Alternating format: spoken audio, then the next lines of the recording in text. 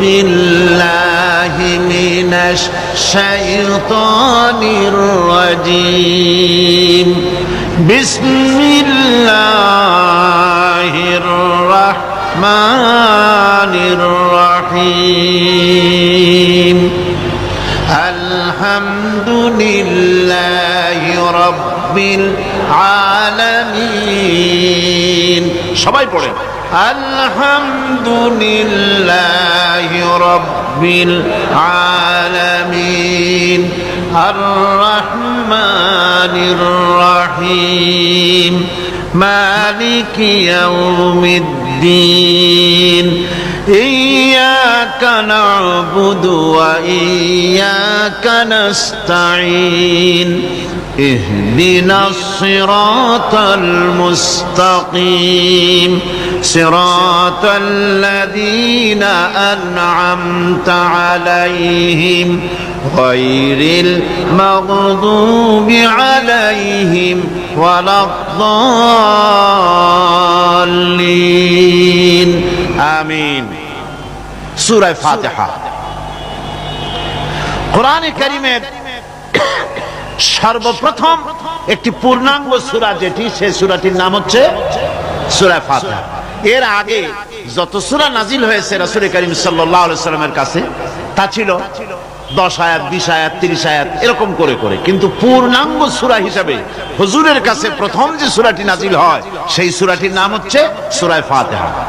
আর ফাতিহা এটা গ্রন্থের প্রারম্ভিকা হিসাবে রাখা হয়েছে বলে এই সূরাটির নাম হচ্ছে আল ফাতিহা, সূরাতুল ফাতিহা অথবা ফাতিহাতুল কিতাব, যার সাহায্যে কোন জিনিসকে উদ্বোধন করা হয়, শুরু করা হয়, সেটার নাম হচ্ছে ফাতিহা। সূরা ফাতিহার একটা নাম না, বরং এর অনেকগুলি নাম আছে। সূরা ফাতিহার কম বেশি 22টি নাম পাওয়া যায়, আবার তাফসিরে রুহুল মানিতে এর 40টি নাম বলা হয়েছে। সূরা ফাতিহা অত্যন্ত ফজিলতপূর্ণ একটি সূরা, বরকতপূর্ণ সূরা। এই সূরাটির এক নাম হচ্ছে ফাতিহাতুল কিতাব, মানে হচ্ছে কোরআন কুঞ্জিকা, কোরআনের চাবি অথবা কোরআন প্রারম্ভিকা। এটাকে বলা হয়েছে উম্মুল কিতাব, কোরআনের কিতাবের মা।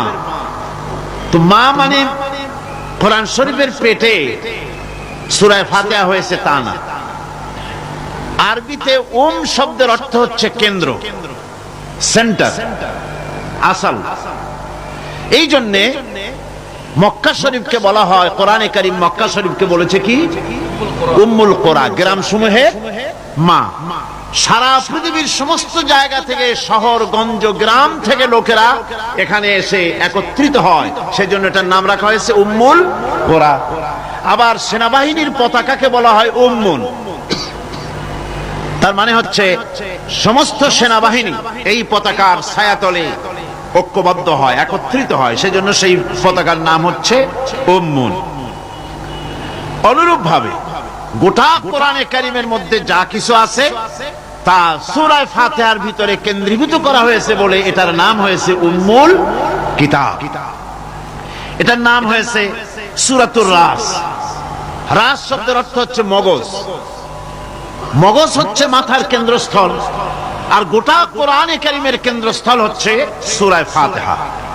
সূরা ফাতিহার আরেক নাম হচ্ছে সূরাতুল কানজ, অর্থাৎ খনি, খনির সূরা। তার মানে হচ্ছে জ্ঞান বিজ্ঞানের সমস্ত খনি আল্লাহ পাক সূরা ফাতিহার মধ্যে রেখে দিয়েছেন। সুবহানাল্লাহি ওয়া বিহামদিহি। এর আরেকটা নাম হচ্ছে সূরাতুল ওয়াফিয়া, অর্থাৎ পূর্ণত্ব, পূর্ণত্ব প্রাপ্ত। এই সূরাটি হচ্ছে একমাত্র সূরা যা খণ্ডিত করে পড়া যায় না। কোরআন শরীফের যে কোনো সূরাকে অংশবিশেষ তেলাওয়াত করে নামাজ পড়তে পারেন, অংশবিশেষ পড়তে পারেন, কিন্তু সূরা ফাতিহা হচ্ছে এমন একটি সূরা যে সূরা খণ্ডিত করে পড়া যায় না। পড়তে হলে সবটাই পড়তে হবে, এজন্য এটার নাম হচ্ছে পূর্ণত্ব প্রাপ্ত। এটাকে বলা হয়েছে আসাসুল কোরআন, অর্থাৎ কোরআনের ভিত্তি। 30 পারা কোরআনের পূর্ণাঙ্গ ব্যবস্থা পেশ করা হয়েছে, তার ভিত্তি হচ্ছে সূরা ফাতিহা। এটার নাম হচ্ছে সূরাতুল হামদ, প্রশংসার সূরা। যেহেতু সূরা ফাতিহায় আল্লাহর প্রশংসা দিয়ে ভরা, এই জন্য এটার নাম হচ্ছে সূরাতুল ফাতিহা। এর আরেকটি নাম হচ্ছে সূরাতুশ শুকর, শুকর করা, কৃতজ্ঞতা প্রকাশ করার সূরা।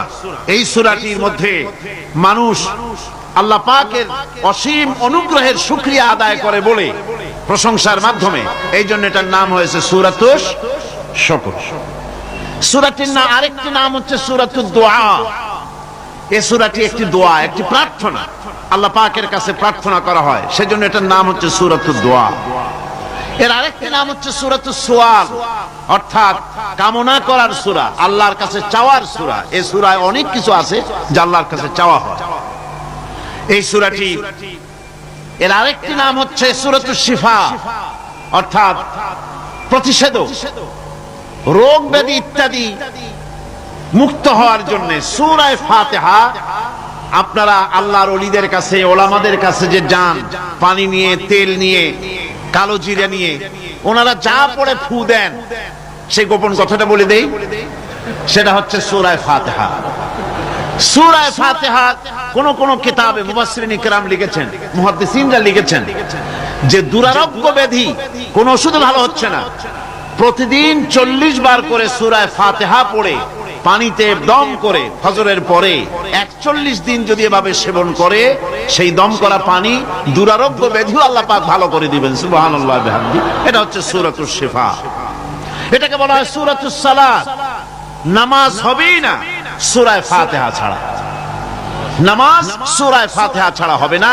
এই জন্য লা সালাতা লিমান লাম ইয়াকরা বিফাতিহাতিল কিতাব, হাদিস শরীফে এসেছে সূরা ফাতিহা ছাড়া নামাজ শুদ্ধ হবে না, নামাজ জায়েজ হবে না। সেই জন্য এটার নাম হচ্ছে সূরাতুস সালাত। কোরআনে কারীমের এই সূরাটি, এটাকে হযরত পীর সাহেব কেবলা একটি আয়াত তেলাওয়াত করে বলেছেন সাবউল মাসানি। এটা হচ্ছে নিত্য পাঠনীয় সপ্তবাক্য, যে 7টি বাক্যকে সব সময় পড়া লাগে। তার মানে হচ্ছে যে ব্যক্তি নামাজ পড়ে 5 ওয়াক্ত, 24 ঘন্টার ভিতরে সূরা ফাতিহা একেবারে কম করেও যদি হয়, তাহলে 40 বার এই সূরা 24 ঘন্টায় নামাজি ব্যক্তিকে পড়তে হয়। এই জন্য সবসময় পাঠনীয় এই সূরাটি।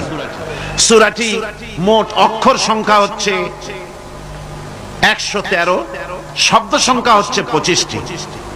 এটি হচ্ছে সূরা ফাতিহা। একটি রুকু, 7টি আয়াত।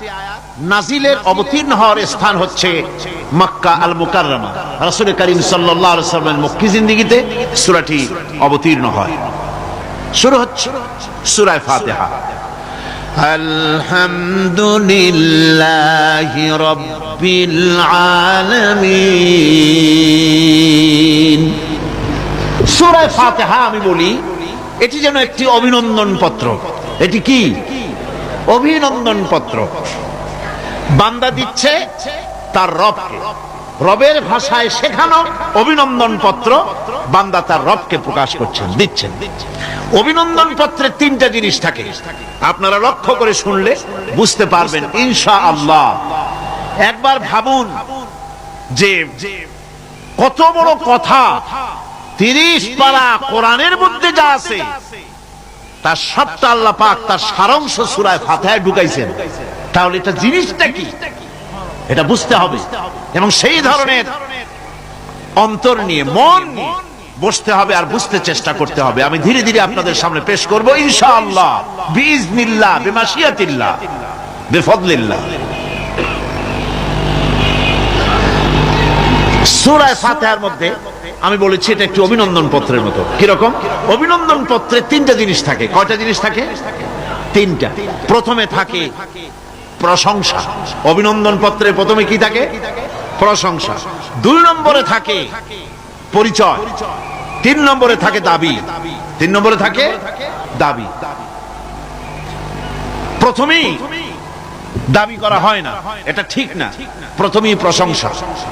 সমস্ত অভিনন্দন পত্র আপনারা দেখবেন, মন্ত্রী আসুক, প্রেসিডেন্ট আসুক, অভিনন্দন পত্র পেশ করা হয়, সুন্দর ভাষায় লেখে, হে সংগ্রামী জননায়ক, গরিবের বন্ধু, সর্বশেষ যে ব্যক্তি জাহান্নাম থেকে মুক্তি লাভ করবে তাকে আল্লাহ পাক বলবেন, ফেরেশতাদেরকে বলবেন, ও আমার ফেরেশতারা, আমার এই বান্দাকে জান্নাত এবং জাহান্নামের মাঝখানে রেখে দাও।